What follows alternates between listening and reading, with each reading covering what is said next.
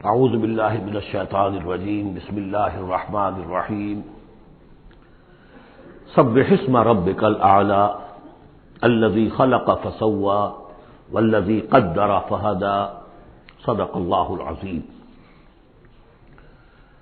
اب جو دو صورتوں کا جوڑا آ رہا ہے، سورۃ الاعلی اور سورۃ الغاشیہ، ان دونوں کے بارے میں یہ بات تو آپ میں سے بہت سے حضرات کے علم میں ہوگی کہ نبی اکرم صلی اللہ علیہ وسلم کا یہ معمول تھا کہ جمعہ اور عیدین کی نمازوں میں آپ ان صورتوں کی قرأت فرماتے تھے، پہلی رکعت میں سورۃ الاعلی، دوسری رکعت میں سورۃ الغاشیہ، اور اس کی وجہ بھی صاف سمجھ میں آ جاتی ہے۔ ان دونوں میں تذکیر کا حکم ہے حضور کو، فذکر انما انت مذکر فذکر ان نفعت الذکریٰ۔ تو چونکہ جمعہ اور عیدین میں خطبہ ہے، باقی نمازیں جو ہیں وہ تو صرف قرآن پڑھا جاتا ہے، لیکن یہ کہ جن نمازوں کے ساتھ خطبہ ہے اس میں وہ تذکیر ہے، یاد دہانی ہے، اور اس کے حوالے سے پھر یہ صورتیں جو ہے حضور نے صلی اللہ علیہ وسلم ان نمازوں کے لیے گویا کہ منتخب کی۔ سبح اسم ربک الاعلی، پاکی بیان کرو اپنے اس رب کے نام کی جو بہت بلند و بالا ہے۔ نام کا لفظ یہاں کیوں کہا گیا؟ اس لیے کہ ہمارا جو بھی کوئی ذہنی رشتہ ہو سکتا ہے اللہ تعالیٰ کے ساتھ، جہاں تک اس کی ذات ہے، وراء الورا ثم وراء الورا ثم وراء الورا، اس کا کوئی تصور ہمارے لیے ممکن نہیں، ہمارے تخیل سے، تصور سے، وراء الورا ثم وراء الورا، ہمارا جو بھی اس کے ساتھ ذہنی قلبی رشتہ ہے اس کے ناموں کے حوالے سے ہے۔ وَلِلَّهِ الْأَسْمَاءُ الْحُسْنَىٰ فَادْعُوهُ بِهَا، لہذا تسبیح بھی ہوگی اللہ کی، تحمید بھی ہوگی تو اللہ کے ان اسماء کے حوالے سے۔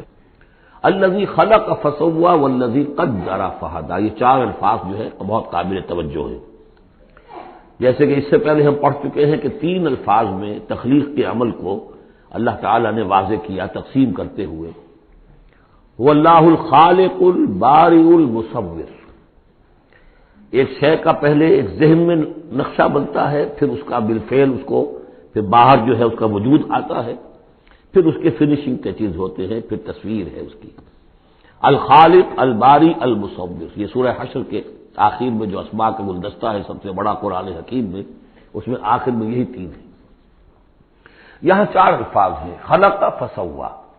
اس کو ہم یوں سمجھ سکتے ہیں کہ ایک ہے کسی چیز کا جو اصل حیولہ ہے وہ تیار کر دیا جائے، جس کی سادہ ترین مثال یہ ہے کہ بلڈنگ ہے، اس کا سٹرکچر کھڑا ہو گیا، اب اس کے بعد تسویہ ہے، اس کی چھان پھٹک کر کے اور اس کے سنوارنا ہے، اس کے اندر ڈیکوریشن ہے، اس کے اندر مختلف جو ہے خوبصورتی کی چیزیں پیدا کرنی ہے، یہ تسویہ ہے۔ تو تخلیق ڈھانچہ کھڑا ہو جانا، اور تسویہ پھر اس کے اندر تمام چیزوں کو بہتر سے بہتر انداز میں فنیشنگ ٹچز دینا۔ والذی قدر فہدی، اب ہر شے کی جو کہ ان دو مراحل سے گزر چکی ہے، تخلیق اور تسویہ کے دو مراحل سے، اب اس کے لیے ایک اندازہ مقرر کیا جاتا ہے، اس کی کیا کیپیبلٹیز ہیں، اس کی کیا پوٹینشیلٹیز ہیں، یا یوں کہیے اس کی کیا لیمیٹیشنز ہیں۔ اب ایک انسان ہے، اشرف المخلوقات ہے، لیکن اس کی یہ لیمیٹیشن ہے کہ وہ اڑ نہیں سکتا۔ پرندہ ہے، چھوٹی سی چڑیا اڑتی پھرتی ہے۔ تو ہر ایک نوع کی لیمٹس ہیں، ہر ایک نوع کے لیے اللہ تعالیٰ نے اس کی ایک تقدیر، اس کا ایک اندازہ جو ہے مقرر کر دیا ہے۔ پھر انواع کی تقدیر مقرر، انسانوں کی بھی تقدیر ہے، وہ جو میں بتا چکا ہوں، شاکلہ جو بنتا ہے، وہ جو بھی جینز آئے ہیں وہ تو اس کے گویا کہ گیون ہیں اس کے لیے، کسی کو ذہانت والے ملے ہیں، کسی کے اندر جسمانی قوت والے زیادہ ہیں، کسی میں کوئی اور وصف ہے، تو یہ بھی اس کے لیے گیون ہے، اور اس سے اس کا شاکلہ تیار ہو جاتا ہے، اس کی شخصیت کا ایک سانچہ بنتا ہے۔ اب ظاہر بات ہے کہ اس کے اندر جو بھی اب وہ محنت کرے گا اس کے اندر اندر کرے گا، اس سانچے سے باہر نہیں نکل سکتا۔ جیسے انگریزی کی کہاوت کہہ لیجیے یا جو بھی اسے کہیں کہ وہ کہتے ہیں کہ you can't outgrow your skin, یہ کھال جو ہے ہمارے جسم پر چڑھی ہوئی ہے، آپ کتنے ہی موٹے ہو جائیں، میں اور کتنا ہی پھیل جاؤں، لیکن کھال سے باہر تو نہیں نکلوں گا، کھال وہ پھیلتی چلی جائے گی، تو کھال کے اندر رہنا ہے۔ اسی طرح وہ جو سانچہ بن گیا ہے انسان کی شخصیت کا، نیکی کریں گے تو اسی کے اندر اندر کریں گے، بدی کریں گے تو اس کے اندر اندر کریں گے۔ اب اس کی کوانٹٹی جو ہے وہ اللہ تعالیٰ کے ہاں فیصلہ کن نہیں ہے، اللہ تعالیٰ یہ دیکھ لے گا کہ اس شخص کے اندر کتنی کیپیبلٹی تھی، اس کے حساب میں اس نے کیا کیا۔ ایک شخص 100 درجے تک جا سکتا تھا، وہ گیا ہے 50 درجے تک، ایک شخص جا ہی سکتا تھا 50 تک اور وہ 50 تک چلا گیا، تو وہ 50 تک جو ہے وہ 100% کامیاب ہو گیا اور یہ جو ہے ناکام شمار ہو جائے گا۔ تو یہی بات جو ہے میں نے وضاحت پہلے بھی کر دی تھی کہ لا یکلف اللہ نفسا الا وسعها، کسی بھی جان کو اللہ تعالیٰ مکلف نہیں ٹھہرائے گا، رسپانسبل نہیں ٹھہرائے گا مگر اس کی وسعت کے مطابق۔ یہ انڈیویجول سا جو ہے وسعت ہر شخص کی، اس کا شاکلہ، یہ گویا کہ اس کی ذاتی تقدیر ہے۔ فہدا، چوتھی چیز ہے کہ ہر شے کا ایک اندازہ مقرر کرنے کے بعد پھر ایک جبلی ہدایت اس کو دے دی جاتی ہے، چلو ادھر۔ پہلی جبلی ہدایت ہے جس کا ذکر آ جائے گا ابھی تھوڑی دیر کے بعد۔ جبلی ہدایت جو ہے وہ ہر بکری کے اندر ہدایت ہے کہ یہ چیز تمہارے کھانے کی ہے، یہ کھانے کی نہیں ہے۔ بہترین گوشت اس کے سامنے ڈال دیجیے وہ تو نہیں کھائے گی، تو جبلی ہدایت ہے اس کی۔ اور جو ہے آپ شیر کے سامنے بہت اچھی سبزیاں ترکاریاں لا کر ڈال دیجیے، وہ دیکھے گا بھی، تھوکے گا بھی نہیں، ان کو اسے گوشت چاہیے۔ یہ ہے جبلی ہدایت۔ پھر جبلی ہدایت کے اوپر پھر ہدایت کے اور مراحل ہیں جو اللہ تعالیٰ دیتا ہے، پھر وہ اپنی کتابیں نازل فرماتا ہے، اپنے نبی بھیجتا ہے۔ یہ گویا کہ ہدایت کی تکمیل ہے، ورنہ ہدایت تو بنیادی طور پر جو ہے ہر جبلت کے اندر بھی اللہ نے ودیت کر دی ہے۔ تو یہ ہر کریشن کے لیے یہ چار الفاظ جو یہاں آئے، سبح اسم ربک الاعلی الذی خلق فسوی والذی قدر فہدی والذی اخرج المرعی، وہی ہے کہ جو نکالتا ہے چارہ زمین سے، فجعلہ غثاء احوا، جو شروع میں تو گھاس اگی ہے تو بڑی خوبصورت ہریابل جو ہے، اس کے بعد وہ سیاہ پڑ جاتا ہے اور چورا چورا ہو جاتا ہے۔ سنقرئک فلا تنسى، اے نبی ہم آپ کو پڑھا دیں گے، آپ بھولیں گے نہیں۔ یہ بھی وہی بات ہے جو سورہ قیامہ میں آ چکی ہے، لا تحرک به لسانک لتعجل به ان علینا جمعہ وقرآنہ، ہمارے ذمہ ہے، آپ یہ مشقت زیادہ اپنے اوپر نہ لیں، یہ ہم کام کر دیں گے، آپ کے سینے میں اس کو جمع کر دیں گے اور پڑھوا دیں گے، ترتیب بھی بتا دیں گے۔ سنقرئک فلا تنسى الا ما شاء اللہ، سوائے اس کے جو اللہ چاہے۔ تو اگر اللہ چاہے، فرض کیجئے اس لیے بات کو واضح کرنے کے لیے، اللہ بلانا چاہے گا تو آپ لاکھ اپنی زبان کو حرکت دیتے رہیں، اللہ تعالیٰ کی قدرت سے تو آپ باہر نہیں نکل سکتے، آخر اللہ تعالیٰ خبیر ہے اللہ شے پر۔ لیکن یہ کہ یہ صرف اس امکان کو ظاہر کرنے والی بات ہے، اس کا یہ مطلب نہیں کہ اس سے یہ نکل آتا ہے کہ قرآن مجید کی کوئی آیت جو ہے اللہ نے بھلوا بھی دی محمد کو صلی اللہ علیہ وسلم۔ یہ ایسے ہی ہے، قل ان کان للرحمن ولد فانا اول العابدین، اگر اللہ کا کوئی بیٹا ہو تو سب سے پہلے میں پوجوں گا اسے، تو یہ اس طرح کی چیز ہے۔ الا ما شاء اللہ انہ یعلم الجہر وما یخفی، وہ اللہ تعالیٰ جو ہے وہ تو جانتا ہے، خواہ کوئی بلند آواز سے بات کہی جائے خواہ اسے چھپایا جائے۔ وَنُيَسِّرُكَ لِلْيُسْرَىٰ، اب یہ لفظ یہاں نوٹ کر لیجئے، یہ آگے بڑھ کر ایک مضمون کھلے گا اس سے۔ اور سہج سہج، تیسیر، یسر سے باب تفعیل، آسان کرنا، اور سہج سہج تھوڑا تھوڑا رفتہ رفتہ ہم آپ کو آسان بنا دیں گے۔ کس چیز کے لیے؟ یسرا، وہ بڑی جو آسانی ہے جنت وہاں پہنچائیں گے، اور جو بڑی کامیابی ہے دنیا میں دین کا غلبہ وہاں بھی پہنچا دیں گے، لیکن سہج سہج ہوگا۔ اس کے لیے اپنا ایک تدریج ہے جو ہماری حکمت میں، ہمارے علم میں ہے۔ ویسے ہم چاہیں آنے واحد میں کر دیں، دین کا غلبہ ہو جائے، کوئی رہے نہ دشمن، آنے واحد میں تمام انسان جو ہے اور تمام جنات کو ابو بکر جیسا بنا دیں، ہم بنا سکتے ہیں۔ لیکن یہ کہ ہماری جو حکمت تخلیق ہے اس میں یہی ہوگا، تحصیل، آہستہ آہستہ، اور یہ فلسفہ آگے چل کر بہت کھلے گا۔ وَنُيَسِّرُكَ لِلْيُسْرَىٰ فَذَكِّرْ إِن نَّفَعَتِ الذِّكْرَىٰ، آپ تو یاد دہانی کراتے رہیے اگر فائدہ دے سمجھانا۔ اور اس میں در حقیقت یہ ہے کہ ذکر جو ہے اللہ تعالیٰ کا اور اللہ تعالیٰ کی تذکیر جو ہے، اگر تو کہہ دیا ہے یہاں پر اگر فائدہ پہنچائے، لیکن اس کا یہ مطلب نہیں کہ اگر فائدہ پہنچائے تبھی تذکیر کی جائے، اس لیے کہ آگے آ رہا ہے سَيَذَّكَّرُ مَن يَخْشَىٰ، یعنی آپ اگر تذکیر کریں گے تو جس کے دل میں کچھ خوف ہے اس کو تو فائدہ ہو جائے گا نا۔ آپ تذکیر فرما رہے ہیں، نئی وحی آ گئی ہے، اسے آپ نے پڑھ کر سنایا ہے، وہ جن کو پرواہ نہیں ہے ان کو تو فائدہ نہیں ہوگا، لیکن آپ کے اہل ایمان ساتھیوں کے علم میں اضافہ ہوگا، ان کے اندر اور جو ہے ایمان جو ہے بڑھے گا۔ سَيَذَّكَّرُ مَن يَخْشَىٰ وَيَتَجَنَّبُهَا الْأَشْقَىٰ، البتہ جو شقی ہے، بدبخت ہے، وہ اس سے اپنا پہلو کترا جائے گا، وہ پہلو موڑ لے گا۔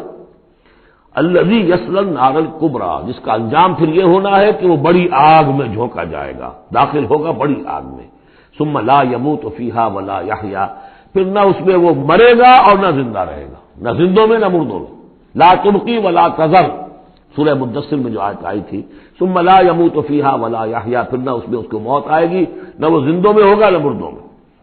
قد افلح من تزکیٰ، یقیناً کامیاب ہو گیا وہ، یہ مضمون بھی آگے اب پھیلے گا، بڑھے گا، ترقی کرے گا۔ قد افلح من تزکا، بے شک کامیاب ہوا وہ کہ جس نے تزکیہ حاصل کر لیا، اپنے آپ کو پاک کر لیا۔ یعنی انسانی روح جو ہے وہ اس جسم میں جب قید کی گئی ہے، بنایا گیا بہت بلند، لقد خلقنا الانسان فی احسن تقویم، پھر ڈالا ہے اس میں، اس حیوانی جسد کے اندر، ثم رددناہ اسفل سافلین۔ اب یہ کہ یہاں سے وہ چڑھائی چڑھنی پڑے گی، یہاں سے اوپر اٹھنا ہوگا، آپ کو محنت کرنی ہوگی، ہر انسان کو تزکیہ کرنا ہوگا، فلاح حاصل کرنے کے لیے کچھ اپنے جذبات کو کنٹرول کرنا ہوگا، کچھ اپنی شہوات کو دبانا ہوگا، اپنے نفس کا ضبط نفس کا سامان کرنا ہوگا، کچھ اپنی روح کی تقویت کا سامان کرنا ہوگا، جیسے کہ یہ دو طرفہ پروگرام رمضان کا ہے کہ دن میں روزہ رکھو اور جو حیوانی وجود ہے اسے ذرا کمزور کرو، تھوڑا سا مزمحل کرو، تاکہ اس کا دباؤ جو ہے اس روح ربانی کے اوپر، اس بدن میں کچھ کمی آئے۔ رات کو کھڑے ہو جاؤ اور اس روح کے اندر آبیاری، اس کے اوپر قرآن کے انوار کی بارش کرو، اس سے یہ کہ یہ روح تازہ ہوگی، زندہ ہوگی، اپنے رب کی طرف متوجہ ہوگی۔ یہ ہے عمل تزکیہ۔ قد افلح من تزکا وذکر اسم ربہ فصلی، اور اس نے اپنے رب کے نام کا ذکر کیا اور پھر نماز پڑھی۔ تو اس میں یہ کہ یہی شکل ہو چکی ہے جمعے کے اندر، پہلے جو ہے تذکیر کے لیے خطبہ ہوتا ہے، خطبہ جو تذکیر کے لیے ہے۔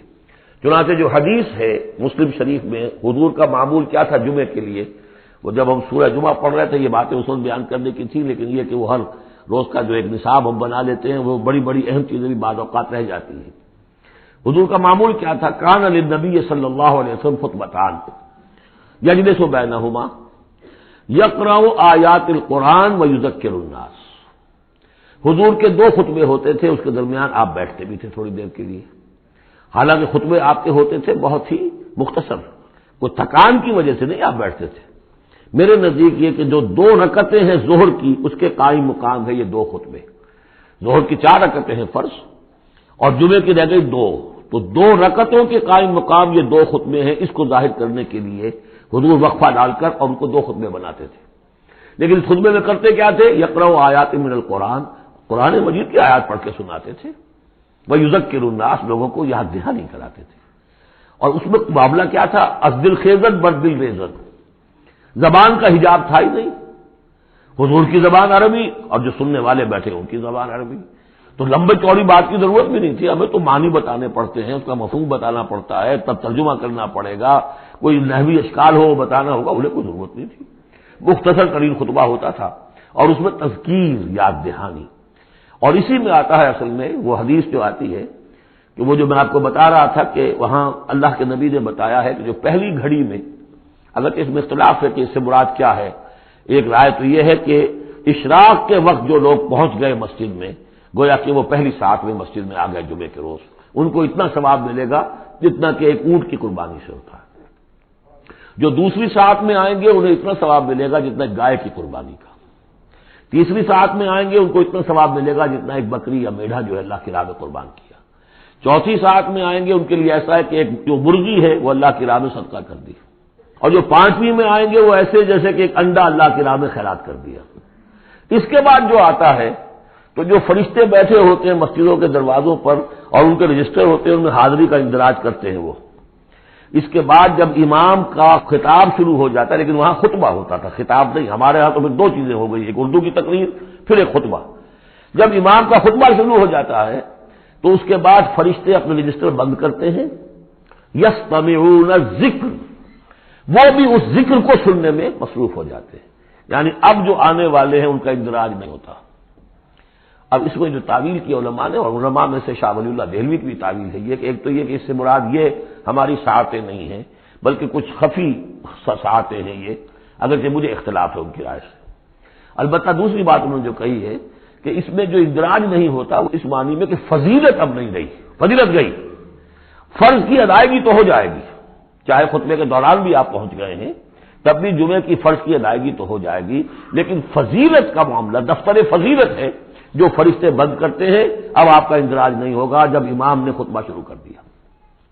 تو وہ ہے کہ ذکر اسم ربہ، پہلے خطبے میں اللہ کا نام لیا، ذکر کیا، پھر نماز پڑھی، یہ ترتیب گویا کہ جمعے کے اندر ہو رہی ہے۔ بل تؤثرون الحیات الدنیا، تمہارا اصل مرض کیا ہے؟ تم دنیا کی زندگی کو ترجیح دیتے ہو. اللہ اللہ خیر صلی اللہ. میں نے یہی کہا تھا نا کہ بما قدم واخر، کسے آگے رکھا کسے پیچھے رکھا، سارا فیصلہ تو اس میں ہے. مقدم آخرت ہے اور دین ہے یا دنیا ہے.